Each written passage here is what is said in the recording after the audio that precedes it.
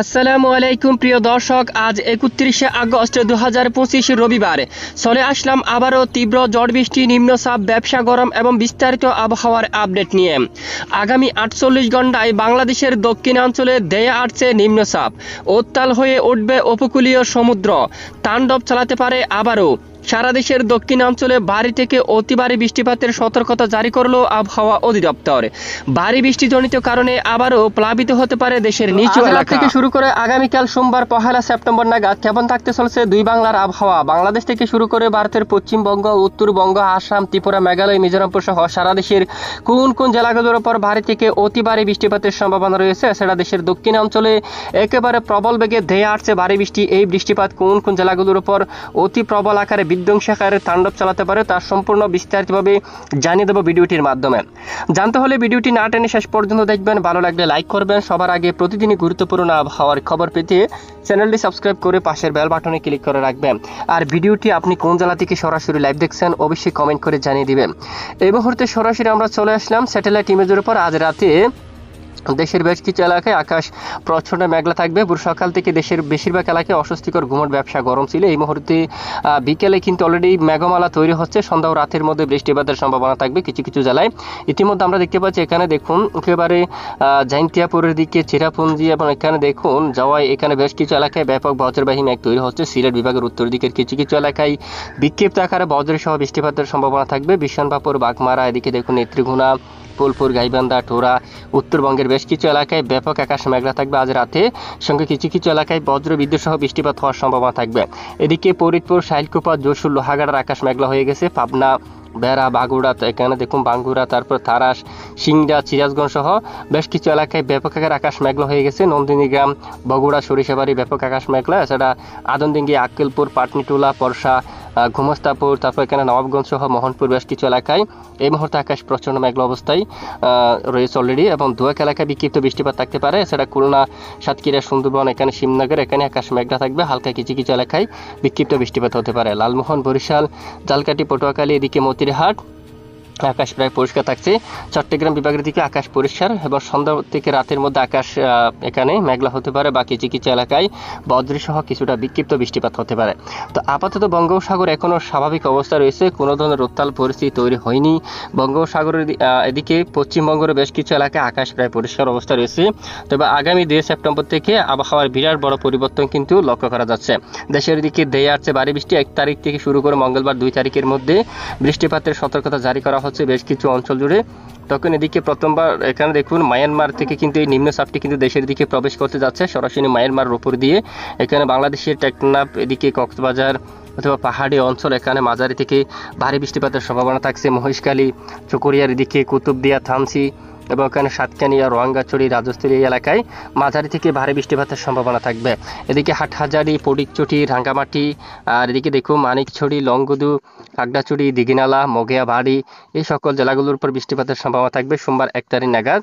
আমরা দেখতে পাচ্ছি সোমবার 1 তারিখ বিকেল থেকে অলরেডি রাতের মধ্যে এই যে রাত থেকে বৃষ্টিপাত শুরু হওয়ার সম্ভাবনা থাকবে। রাত থেকে মঙ্গলবার 2 তারিখের মধ্যে কিন্তু বৃষ্টিপাত শুরু হওয়ার সম্ভাবনা থাকবে 1 তারিখ 2 তারিখের মধ্যে। তখন এখানে উপকূলীয় বেশ কিছু এলাকায়, চট্টগ্রাম বিভাগের একাধিক এলাকায় মাঝারি থেকে ভারী বৃষ্টিপাতের সম্ভাবনা থাকবে এবং এখানে লালমোহন সহ সন্দ্বীপ, হাতিয়া, চরপেশম এবং এখানে দেখুন সব এলাকায় বৃষ্টিপাতের সম্ভাবনা থাকবে। আর এদিকে দেখুন চৌমোহনী এলাকায়, লাকসাম, বেলুনিয়া, কুমিল্লা এখানে বৃষ্টিপাতের সম্ভাবনা থাকবে। হাজীগঞ্জ, রায়পুর, ভোলা, চরপেশম, বুরহানুদ্দিন, এদিকে দেখুন ঝালকাঠি, পটুয়াখালী, মির্জাগঞ্জ, জিয়ানগর, খাউখালী, বাগেরহাট, টঙ্গিপাড়া, ঘুরনাদি, মাদারীপুর, গোপীনাথপুর, খুলনা এখানে দেখুন শিবচর, ঢাকা বিভাগের একাধিক অঞ্চলে ঢাকা, তারপর এদিকে নরসিংদী, কাপাসিয়া, ধামরাই এখানে দেখুন বাঁশটাইল, তারপর টাঙ্গাইল, কালিহাটি, ভালুকা, ত্রিশাল, জলকাত্র এই সকল জেলাগুলোর উপর মাঝারি থেকে ভারী বৃষ্টিপাত হওয়ার সম্ভাবনা থাকবে এবং পরবর্তী 2 তারিখ একটি ধীরে ধীরে আরও উত্তর পশ্চিম দিকে অগ্রসর হতে পারে এবং 2 তারিখ আরও ভারী বৃষ্টিপাত ঘটাতে পারে। এদিকে মতিরহাট থেকে শুরু করে ভোলা, ঝালকাঠি, পটুয়াখালী, বুরহানুদ্দিনের উপর এখানে দেখুন গুরুনাদি, মাদারীপুর এই সকল জেলায়, মকসুদপুর, শিবচর, ফরিদপুর, দোহার এই অঞ্চলে 2 তারিখ নাগাদ সকাল থেকে আরও ভারী বৃষ্টিপাত হওয়ার সম্ভাবনা থাকবে এবং পাশাপাশি পশ্চিমবঙ্গের একাধিক এলাকায় শিবনগর, সুন্দরবনের দিকে বৃষ্টিপাতের সম্ভাবনা থাকবে এবং গোচাবা, জিয়ানগর, মাজিরপুর এবং হালদিয়া, থামলুক, কোলাঘাট, উলুবেড়িয়া, তারপর এদিকে খর্দা, চন্দননগর, পান্ডুয়া, শান্তিপুর অঞ্চল, কৃষ্ণনগর সহ এখানে বেশিরভাগ এলাকায় ব্যাপক বজ্রসহ মাঝারি থেকে ভারী বৃষ্টিপাত হওয়ার সম্ভাবনা থাকবে। এবং দেখুন আগামী 1 তারিখ 2 তারিখ নাগাদ সারা দেশের বেশ কিছু এলাকায় এই নিম্নচাপের প্রভাবে তাণ্ডব চালাতে পারে ভারী বৃষ্টি। এরপরে যদি আমরা একটু দেখি, এরপরে তেমন বৃষ্টিপাতের আভাস পাওয়া যাচ্ছে না। দু-এক এলাকায় বিক্ষিপ্ত হালকা বৃষ্টিপাতের সতর্কতা পাওয়া যাচ্ছে, তবে নতুন কোনো পরিবর্তন আসলে অবশ্যই আমরা জানিয়ে দেবো আপনাদেরকে। এরই মধ্যে ঝড়ো হাওয়া বা দমকা বাতাসের সম্ভাবনা কতটুকু একটু জানিয়ে দেওয়া যাক।